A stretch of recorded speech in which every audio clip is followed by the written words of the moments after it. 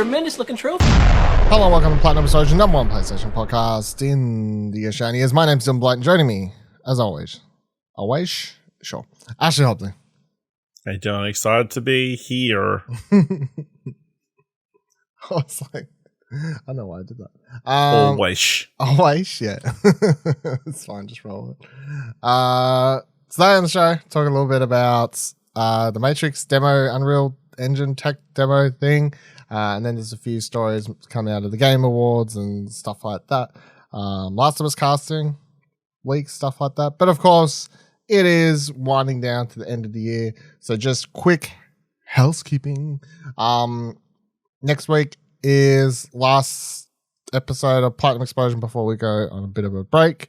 And then there's 3 weeks. You'll have 3 weeks without any plat.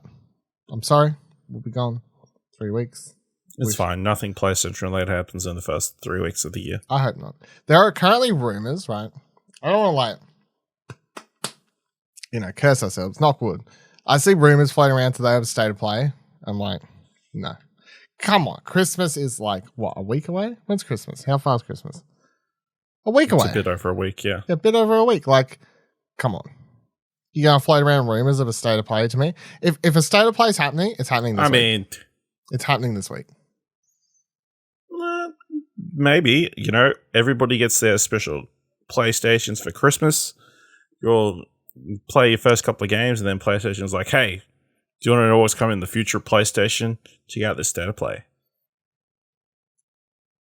Nah, I just don't think they'll do one like between the end of the Christmas end of year period. Like everyone's like on holidays. No, I think it'll be like early January. Yeah, like I could see one early January, but if and again, these rumors don't have much to them, but they were kicking around today on the internet. More wishful thinking. Yeah, probably. More wishful thinking. If it happened, I guess we'd come back, right?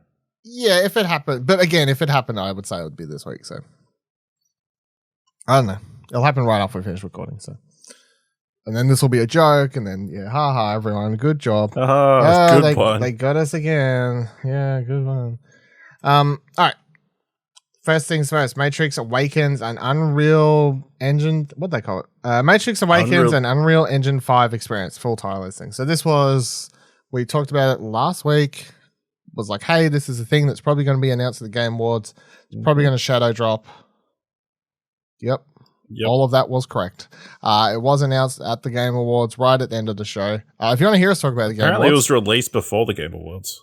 Was it? Oh, there you go. Oh, you could pre-download it. Sorry, actually, because of all the leaks and rumors. I think it was actually before Plat even published. That was the funny thing. Yeah. So we recorded it on like Monday last week. I think like Tuesday. They're like, oh, you can. Yep, it's a thing. It's going to be announced at Game Awards. You can pre-download it now. Find out more at the Game Awards. I think it's because everyone was like talking about it or whatever. So yeah. But yeah. It was the last thing announced at the Game Awards. If you want to hear us talk about the Game Awards and our thoughts on the show, the trailers, the winners, losers, all that sort of thing, go listen to the last episode of Arcade Couch that's appropriately titled something. Well, not the last episode, but the one before the last. That's true, actually. Yeah, okay. Yeah, go listen to we'll go listen to the last couple episodes of Arcade Couch anyway to hear us talk about Game Awards and then the games we're most looking forward to in 2022, including some PlayStation stuff in that list, including Horizon, God of War, and all that sort of stuff. So yeah, go check out that episode. Stray. But yeah, so it was announced at the end of the show. Keanu Reeves came out. They're like, hey, it's a thing, Matrix demo thing. Not exactly what I guess a lot of people were looking for, but it's still very cool. What, were people wanting Path of Neo 2? I guess some people wanted just a more like, it's not Matrix focused. It is a tech demo for Unreal Engine more so than a Matrix thing. It's just like sort of a collaboration. So for the first, I think it's like maybe 10 minutes, the like main demo part. So Neo's on screen, Trinity, they're talking, but then like it breaks the fourth wall. It has Keanu suddenly appear in a mirror and he's like, hey, my name's Keanu Reeves. I remember starring in the movie in 1999 when we were talking about technology pushing boundaries, like all this sort of thing. And then the thing they do is that they'll have the characters switch between CGI models and the real actors, like sort of like in out, and purposely obviously trying to be like, you can't tell which is which. To a degree, it's like I could tell, but it's also a very thin line. Like the models look very realistic. So, and that's sort of one of the points of this, I guess. Then there's this like car chase sequence. It is interactive to a degree. You're literally sort of like pressing R2 to fire a gun at cars with agents that are chasing you on the highway. And then shit explodes, all this sort of stuff. Big kaboom. It's like the Matrix coming soon. Play that, but also Unreal Engine. And then you load back into this. Oh, it does like a little tech demo thing where it'll show you, it goes across all the city and it's like lighting technology, explains it all to you. And then you're dropped in the city as one of the new characters. I can't remember the name of in the Matrix film. And then you can explore, and there are some like things you can find that explain the world and the technology that's been used in Unreal Engine 5 and why it's cool. You can go into the settings and like turn off the percentage of the amount of people, cars. You can change it from day to night. You can fly across the city in like a free camera mode. And the city's massive. Like it's almost like you're controlling the Matrix. Literally, yeah. You're literally doing whatever you want. Or a program, yeah. So on the PlayStation blog, it says, we've built a vast 16 kilometer square open world city comprised of 7,000 buildings made of thousands of modular pieces. Each of those constructed on millions of triangles enhanced with props, signage, debris, and more. There are 1,248 simulated intersections, 45,073 parked cars, of which 38,146 are drivable, over 260 kilometers of roads, 512 kilometers of sidewalk. This is a huge dynamic environment. It's incredibly rich, complex, and photoreal. It's made up of billions of polygons that are streamed by Nanite, Unreal Engine 5's visualized micro-polygon geometry system, and processed by the PS5's powerful CPU and GPU to deliver an incredibly high level of detail and visual fidelity. There are pictures, screenshots. I'm sure if you haven't played this yourself, download it. It's free. For a start, it's free. Just check it out. But also, I'm sure if you haven't played it, you've seen pictures. A lot of there's a photo mode in the game that's part of it. So there are a lot of photo mode pictures floating around, and a lot of those photo mode pictures look very real because the game does look very real. Looks very good. I'd say some of the AI models, that's where it sort of falls apart. The human faces on people walking around sidewalks is sort of the giveaway a lot of time, but the buildings, the lighting, and all the little things like stop signs and traffic lights and whatever else, all of that, if you just take a picture of the city, if you zoom out and there's no people in it, I think a lot of it looks very, very, very real. And ultimately, I left it going, Matrix is cool, super excited to watch that, but B, man, Unreal Engine 5. So if, again, this is like, it gets into a side of like game development that a lot of people don't care about, I guess, or whatever. But if for some reason you're not aware, Unreal Engine 4 is like the most used game engine that people, because it's cheap and like as an engine, and apparently as far as I'm aware, it's pretty easy to understand as far as game development, easy to understand goes. And it's very popular. Unreal Engine 5 was announced last year, I believe, is when we talked about it. They did like a whole presentation. They announced that Epic is doing this whole team up with PlayStation, so that's really interesting. But yeah, Unreal Engine 4 being such a massive piece of development for the past however long, 10 years or whatever it's been around. And now Unreal Engine 5 finally just rolling out now. Like this is a tech demo that you'd probably usually only play it at like a game show or something like that. So it's cool that you can play it at home. It's not going to blow your mind because you don't get like an Uncharted level X, action sequence. But as far as like if you're able to appreciate the nitty gritty of like what this engine is going to enable people to do as a tool set, it is really, really awesome and well worth diving into and exploring and just playing around a bit for yourself and just appreciating what this will enable developers to do using it. So yeah, I know you haven't played it, but do you have any thoughts on like what you've seen or? No, it looks beautiful and like lifelike and yeah, incredible. When like obviously there's very few Unreal Engine 5 things that we've seen so far. Obviously Fortnite, the new version, and this, and obviously we had that tech demo last year around GDC. That blew everybody else away, and like all of it looks incredible. So like looking forward, everybody's got to be excited for the future of gaming, I guess. I've seen a couple of big breakdowns of like Unreal Engine 5 and like what this actually means, and like how it could make things so much easier for like smaller teams, but then even the bigger teams will like get major advantages out of it and that kind of stuff. So yeah, I think I saw Mike Bithell do a whole thread that was really good. Yes, I think that's it. Yeah, because he was explaining that which is real. Like read his thread, but like to do a bad job at summarizing, he was pointing out how in movies, it's like a city exists with people, like background, sun, like things exist. You can go to New York. You can like if you want to set your film in a current day, you just go to a city and you film. If you want to set your film in a park, you go to the park and you film something. Like all these sort of things. And he's like saying in game development, everything has to be created more or less from scratch.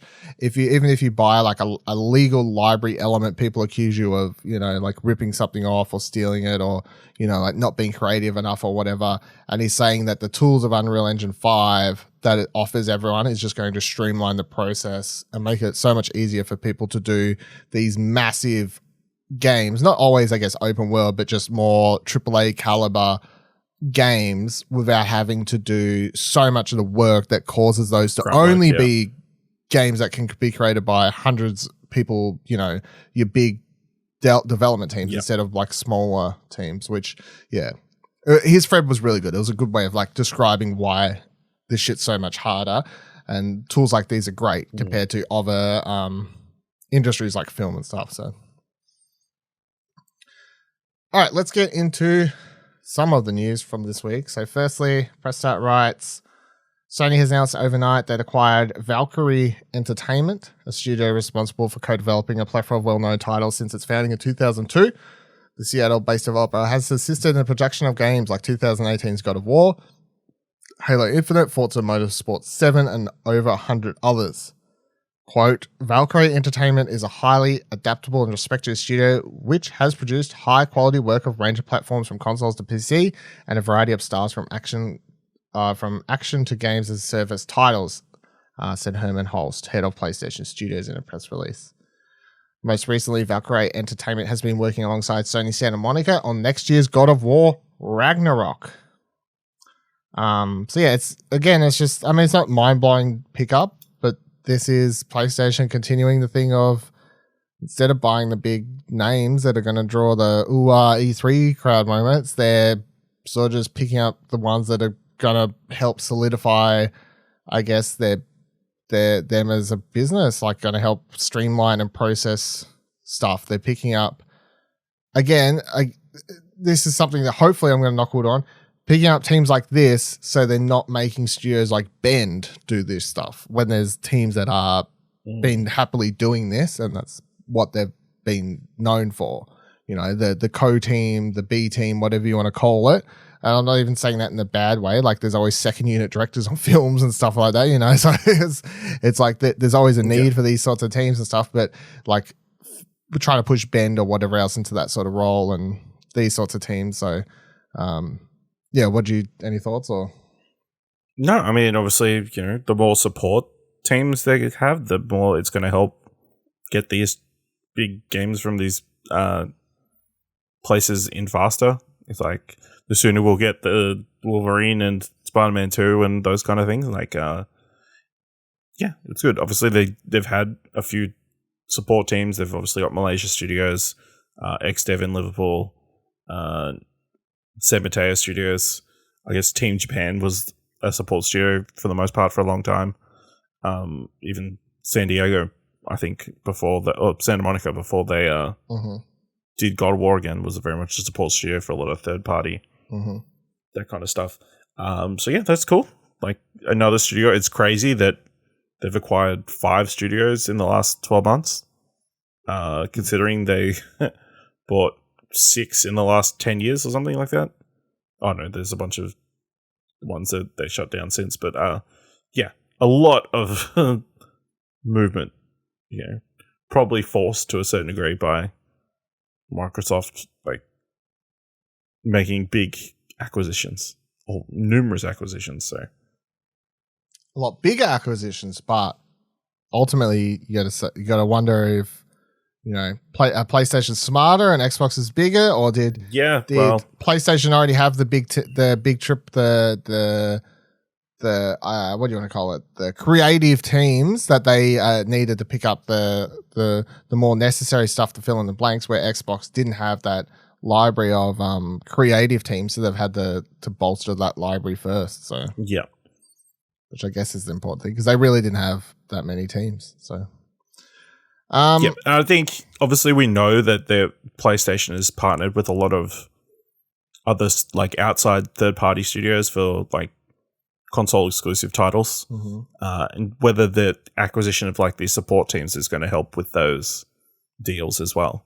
It's like, hey, we need some help like fixing something. Can you support us in some way? I don't know how these support teams work, but I'm sure they'll be outsourced and that kind of stuff.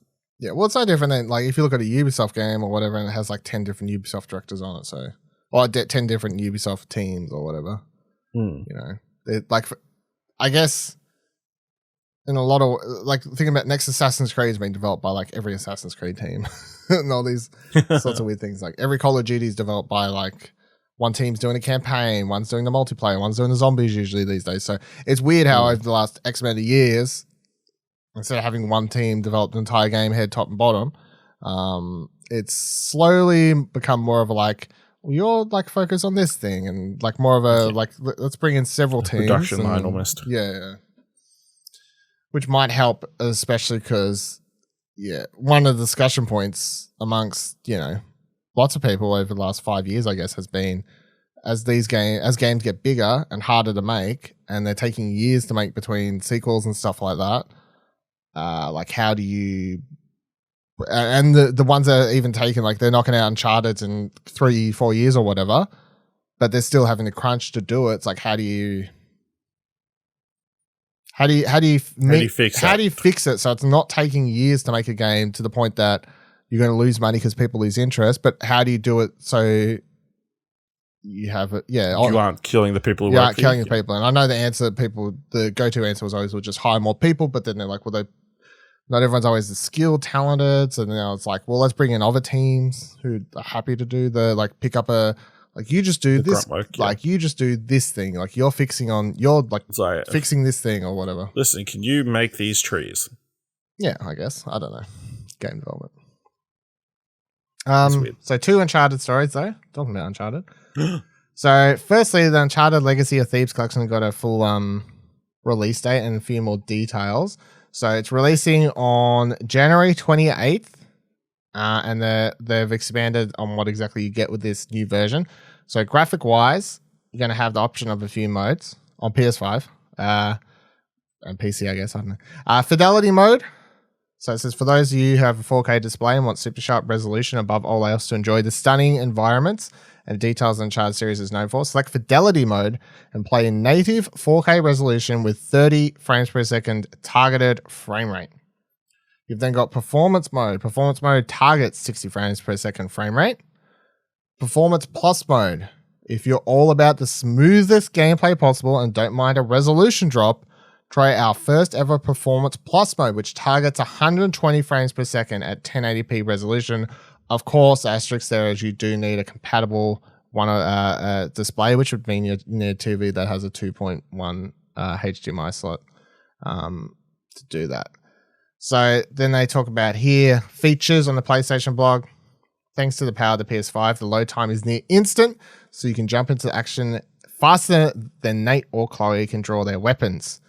Enjoy spatial 3D audio. Of course, you need 3D audio via built-in TV speakers to set up and do that, or you need analog USB stereo headphones. What else you got? DualSense wireless controllers, haptic feedback, and adaptive triggers. Where they write, we're fine-tuned to rumble and resistance here, feeling the 4x4 vehicles roll along with your hands or landing a punch and then rope swinging to safety has never been so rewarding. And then the other thing that is interesting is that players who purchased Uncharted 4 Thief's End, Uncharted The Lost Legacy, Uncharted 4 Thief's End, Uncharted 4 Lost Legacy digital bundle have the option to pay, so I think it's $15 Australian, I'm reading off the $10 American thing, to upgrade to the remaster Uncharted Legacy of Thieves collection. So you can upgrade for $15 if you own both the games separately, digitally, or go that way. If you own, it says owners of PS4 disc copies must insert them into the PS5 every time they want to download or play the PS5 digital versions. PS4 game disc owners who buy the PS5 digital disc, fucking hell. PS4 game disc owners who buy the PS5 digital edition disc-free console will not be able to get the PS5 version of the game at a discounted price. In other words, if you own the game on disc and then you brought a digital PS5, you fucked. Yeah. Yeah, no way around that. Yeah, I saw somebody like getting pretty upset about this the other day, and it's like, I don't know what. Yeah, there's not really a workaround to prove that you've got the disc, owned the game. Yeah, you chose your choice at that point, I guess. Yeah, he's like, oh, they sent out all these free VR adapters, but people had to like provide serial numbers and stuff, like things that prove you own something. Mm-hmm. And that was not like a mass amount of people, whereas I just don't think that'd be like, that's worth doing for this. Yeah. PlayStation Plus members who claimed Uncharted 4 Thieves End via their PlayStation Plus subscription are not eligible for the $10 digital PS5 upgrade. Please note that the multiplayer mode included in Uncharted 4 Thieves End and Uncharted Lost Legacy will not be part of this collection. So as we talked about a few weeks back, there is no Uncharted multiplayer included in this. It's solely the single player stuff. And also, yeah, I can't upgrade for free because, or I could. I'd have to insert my discs, I guess, but it's just fucking annoying. So I don't even know. But yeah, because I got Uncharted 4 digitally through PlayStation Plus. Yeah, and I mean, if that counted, I'd be tempted, I guess, to buy Uncharted, the other one, like for super cheap. Just like it'd work out cheaper to buy. What the fuck's the? Well, you only need to own one. So do you? I thought you need to own both. Is that not right? That's what it just said. So you need players who purchase Uncharted 4 Thieves End, Uncharted Lost Legacy, or Uncharted 4 Thieves End and Uncharted Lost Legacy. It says if you already own either game, an upgrade costs $10. Interesting. So wouldn't it just be cheaper? Are you sure? Because then people could just buy Lost Legacy for like $20 and then pay $15. It works out cheaper than $60. So see about that. But yeah, I mean, I could upgrade via the disc one maybe because I own the discs of both. I just don't own. I own 4 digitally because of PlayStation Plus, but it doesn't count. So, and then the other thing, is that you will be able to get a free movie ticket. So, to what? The Uncharted. The game, the movie. Sorry, if you own the game, if you buy the game, they're showing the game on the big screen as a movie. I think that would actually make some people more happy. But between now and February 3rd, 2022, players in select countries, it does include Australia, can purchase or upgrade to Uncharted Legacy of Thieves collection on PS5 via PlayStation Store and receive a voucher code for one standard ticket to see the Uncharted movie in participating theaters starting from February 2022. Must be a resident of Australia, New Zealand, UK, or US. Age restrictions apply. Ticket code delivered via email on or around February 9th, 2022. Full terms and conditions apply. Blah, blah, blah, blah, blah. Yeah, it's Village and somewhere. Do you remember? Fuck, I'm trying to find it. But it is like Village Cinemas and somewhere else cinemas. Have you looked at this or no? No? No, I've not. Okay. Event Cinemas. It's Village Cinemas and Event Cinemas. There you go. So they're the two ones. So I mean, this cinema ticket $12.50. It costs $12.50. Free Telstra for Village. Full priced adult ticket costs $18 if you're not doing anything. It costs $15 to upgrade your copy if you already own one. It's kind of a no-brainer, I guess, to a degree. So maybe I should just upgrade it anyway, even via the disc, because it means I get a movie ticket. Yeah, sure. Is your cinema? Yeah, your cinema is a Village, right? It's a Village, so you know what I mean. Like it's $15 to upgrade. You get a movie ticket. Yeah. Seems good to me. Can't complain. So it almost pays for itself. It almost pays for itself. So you're not going to complain too much there. So it's weird because it seems like an offer where they're. You were definitely going to go see Uncharted, right? Is that a joke? Like, I'm not looking forward to it, but I'm definitely going to watch it. I'm not like... Also, shout out to Ari, the writer, for calling Tom Holland the devil all the times, Tom Holland. I mean, it's true. Or Paul. It's true. Good job, Kotaku. Run with the... I'm trying to think, what was the name of that tsunami movie he was in? That would have been a more interesting pull. I was going to say, I do not even remember. If you're The Impossibles, Tom Holland. Are you going to upgrade? Probably not. Oh, okay. Just because I know I will never get around to playing it. But even you get a free movie ticket?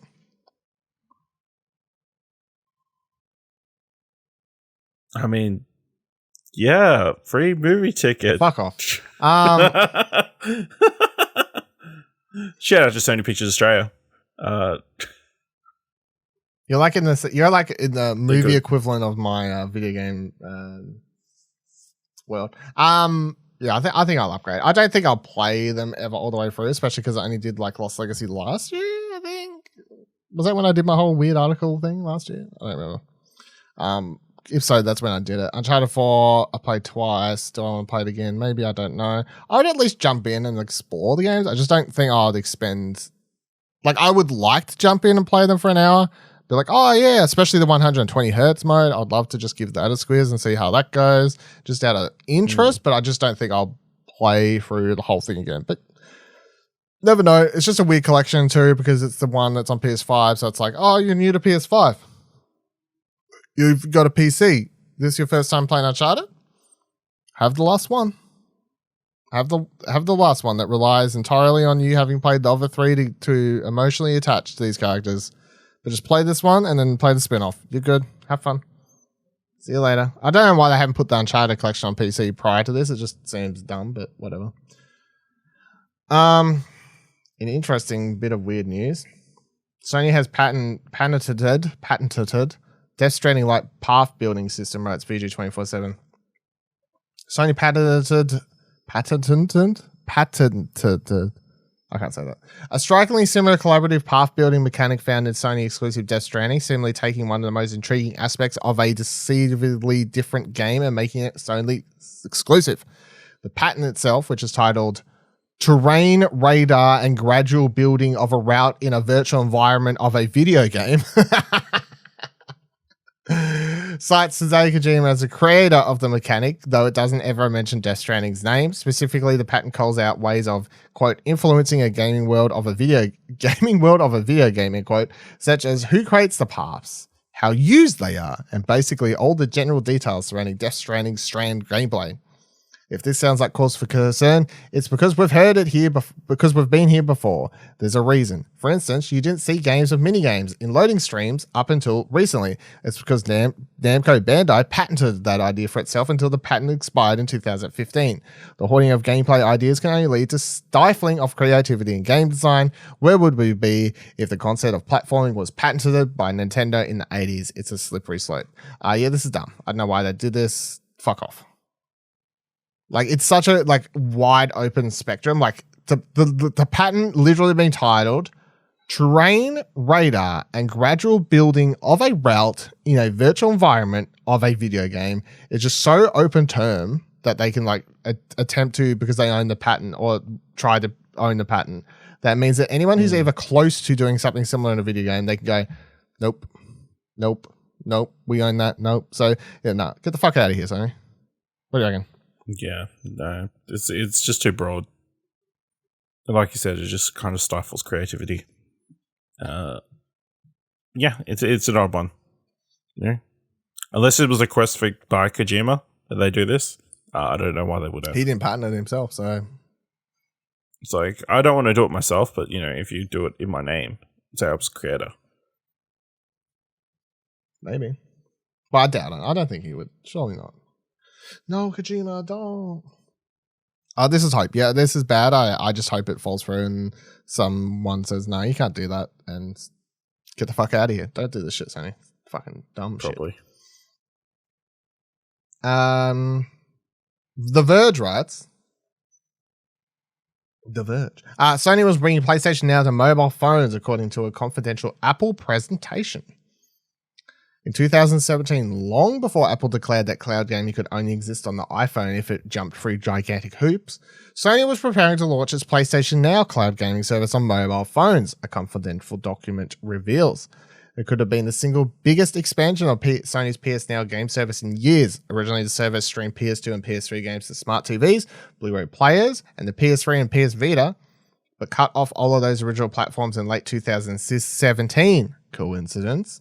To focus on PlayStation 4 and Windows PC instead.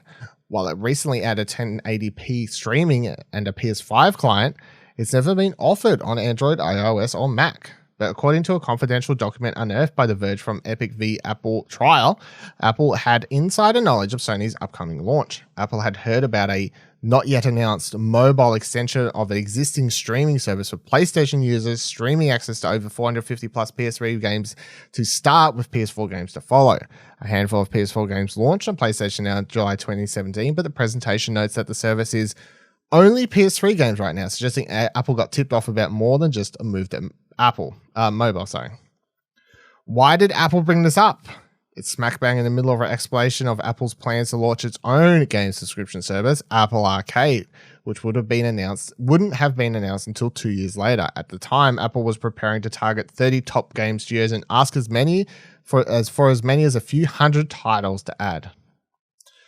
I feel like if PlayStation Now was on mobiles and you could stream similarly to the success and the good press that Xbox got off Xbox, what's that thing called? xCloud? Yeah, xCloud.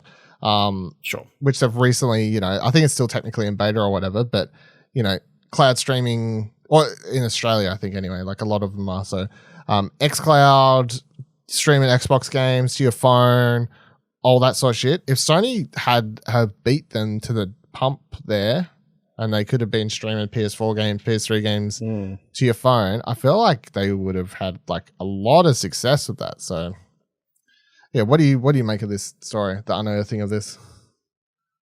Yeah, I mean, it's interesting. Obviously, we did hear about them wanting to put PS Now on all these devices and everything, and then kind of retracted that. We all assumed it was because like the tech wasn't there yet.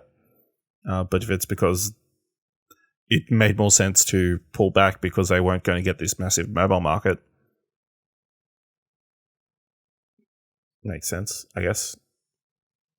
Full focus to the devices, it's definitely going to run on.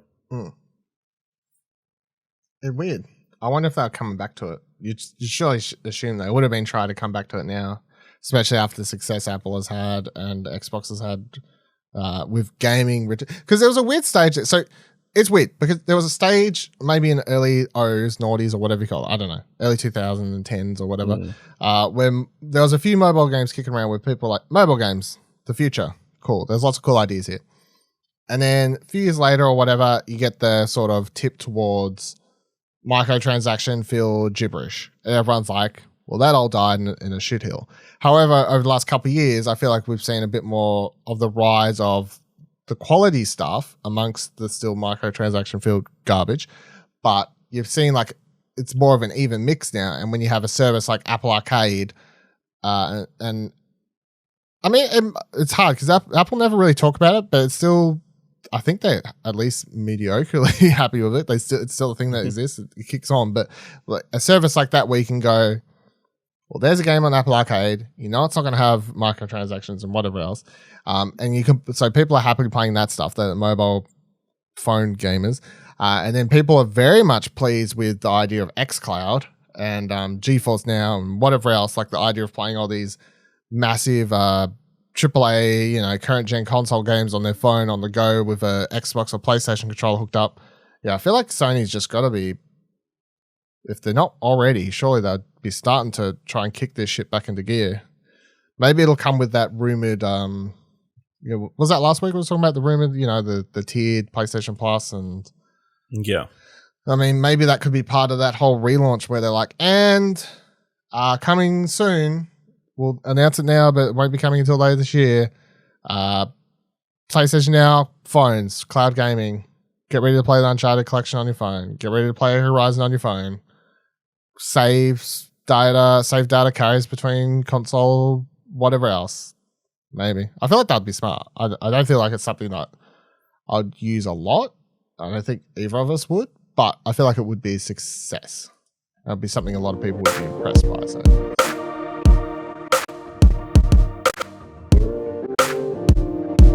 All right, last time news in PlayStation productions. Kotaku writes, Nick Offerman, actor, woodsman, and growing of immaculate beards, has officially been cast as Bill in HBO's upcoming adaptation of The Last of Us.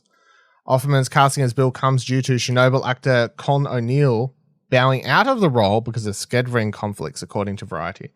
But when a door closes, a window opens, and now it's hard to imagine the role of Naughty Dog's zombie apocalypse curmudgeon not being portrayed by Offerman. Yeah, so how do you feel about Nick Offerman as Bill? Yeah, he's got the face for it. So,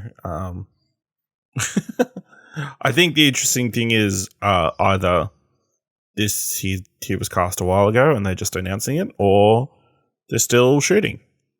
They're apparently still shooting. So, all right. Well, there you go. It's not releasing when I hoped and thought so. So the recent reading I was doing, and I don't know, I'm going to say this with an asterisk on it of, I don't know if this is 100% true. Or maybe I've missed this news and it is 100% true and I've just somehow missed it. But I was reading that apparently they're like doing like shooting breaks because they literally want to shoot for a year in different seasons or some shit. Yeah. Which is wild if that's like... Which is wild because then are you going to cover the whole game in one season? I would assume so. Television? Yeah. Not like season of... No, but the entire season of the show, yeah. Because, yeah. I mean, yeah. Well, that kind of makes sense if they're going to just do the whole game because, you know, you've got the problem of Bella Ramsey getting older. So. Or what if they're so committed that HBO is like, shoot 2 seasons? I mean, maybe. That would make the most sense. That would have to be pretty invested. Just shoot 20 episodes. Yeah. We're going to bank on. Yeah. We're going to bank on this. We have faith in you. Chernobyl was a massive hit. Yeah. We know the game's a big success and yeah. Sony is probably footing some of the bill as well. What if that's it? Instead of like, I think we would know about it if that was it. No, I don't know. But wouldn't that be crazy though if they legit were like, you know what? Do it. Shoot 20 episodes. 2 seasons. Let's go. If they can do it with movies, shoot back to back. Do it on TV. No, 20 episodes in a year. Crazy. I mean, only 100 other shows do that every single year. Yeah, only fucking CW shows and half of them are trash, so that's the reason every why. CSI, NBC. Yeah. CBS. Quality. Program. Quality shit. PSVR for the players. Let's talk about PlayStation VR. Yes, it's been a little bit while, but we are coming into 2022, and I'm expecting, really hoping 2022 will be the year of PSVR 2 or whatever the hell it ends up being called. Kotaku writes, today, they wrote this on December 7th, Sony held an online event called Sony Technology Day to showcase different technology that the company is developing. One presentation showed Sony's prototype for an 8K VR headset. The prototype uses 2 small 4K displays, creating an 8K viewing experience. This is not the first 8K headset, and above image does not show a finalized commercial product. With the prototype, Sony is integrating low latency tech to allow for a realistic yet natural and comfortable VR experience. If the final product does what Sony says is possible, then this could help an even greater number of people enjoy VR without motion sickness or other illnesses. Quote, we aim to achieve smaller, lighter, ultra-high resolution, head-mounted displays and to create spaces for people to interact with over the network, said Sony's Kimura of the company's R&D center. Continuing, ultimately would like to create an astonishing sense of immersion for remote collaboration and sharing. One reason the current generation of VR might be uncomfortable for some users is that it's possible to see pixels. However, Sony says by increasing the number of dots in the OLED micro displays, it's possible to show greater detail and avoid pixelization. By reducing the latency through the data from sensors, users can freely look around without feeling dizzy. All of this allows to look closer at objects in the virtual world, creating a lifelike experience in real time. So if this is years away, the 8K sort of thing. But the one interesting thing I took from this, and I think it's a good thing, is that Sony, by showing off this sort of thing, that it's something that they're actively exploring in their R&D center, shows that they're still heavily invested in virtual reality as a technology, which I feel like is a good thing, right? Like it shows that the VR2 or whatever it's called, that's hopefully going to release next year, or I presume is going to release next year. Surely, come on. Maybe not because fucking parts, eh? But parts, that's always the problem. No chips in VR headsets, please. Maybe it does show that they are still with that on the horizon, that working to improve and build upon virtual reality headsets as a technology in general, not just for gaming, but also for other uses, is something that Sony as a company outside the games division is heavily invested in working on and expanding on, which I think is good for anyone who has an interest in virtual reality of VR, especially when it comes towards Sony machines and stuff like that. So, yeah, do you take this as a good news or? Yeah, I mean, if they're still working on VR stuff, then, you can only mean good news for VR PlayStation fans that they're wanting to continue to develop that kind of stuff. And from the sound of it, it sounds like they're not necessarily focused on gaming, so that is probably a good thing, because then if they're not just trying to cater to one market, then they'll put more investment into the technology, I think. So, yeah. It's all good all round, probably. I don't know if you need 8K straight up against your face, but yeah. It's not about it's the resolution just helps, like, with the... I mean, it's scary. Like, if the resolution's so good that it's in the VR headsets that it looks better than your TV. Well, you know what's fucking funny? They'll lose all these TV actually, stuff. Hobley, is that technically your PSVR headset has better resolution than your TV. The screens inside your VR headset has a higher resolution than your TV set. My TV looks fine though. I definitely wouldn't play games like inside the VR headset. Did you ever try watching a movie or anything in the? No, I don't. Even just the main screen is like hard to watch. Yeah, because I watched like half an hour of a movie once because it like just comes up in front of you, like just a big flat cinema screen. So it's kind of like you're just watching a big ass screen. It's not the way I prefer to watch a movie, but I did find it interesting. So, yeah. What was I gonna say? Oh yeah, even though I want to talk a little bit more about like Sony next episode in our final for the year next week. Just since we're on the topic now, check up time, because we've talked about it a lot over the last 12 months. How are you feeling about the PSVR 2 next year? Are you feeling it in your toes as a thing that's going to happen, or no? I'm going to say no, just because the chip shortage is so massive. I think they would prefer to prioritize chips in the PS5 than they would. What if they need different chips? What if it's not a chip? No, all chips are the same. All chips are not the same. That's not how parts work. I'm going to say... Yeah, but you could take the materials that would make the other type of chips and put them in this kind of chips. What I'm saying is there's only a limited amount of potatoes.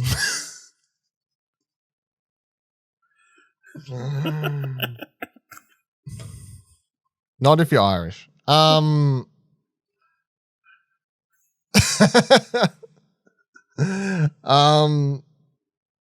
going to say it's still releasing next year.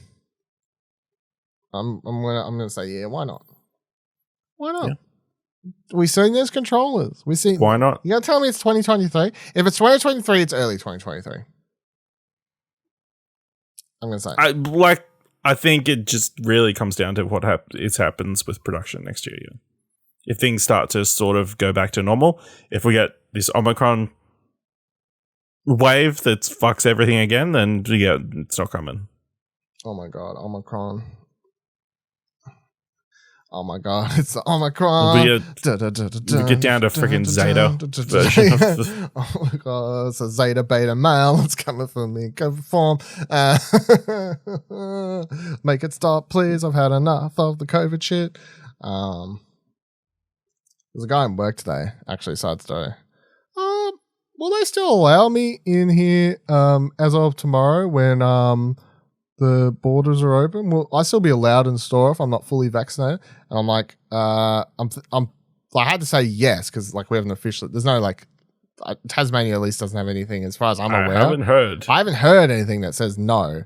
But in my head, I'm thinking, get vaccinated, fuckface. But then like I start asking for his like address and all this sort of shit. And it's, why do you need that? Why do you need this? What do you need? Like you could tell straight away he's the ultra.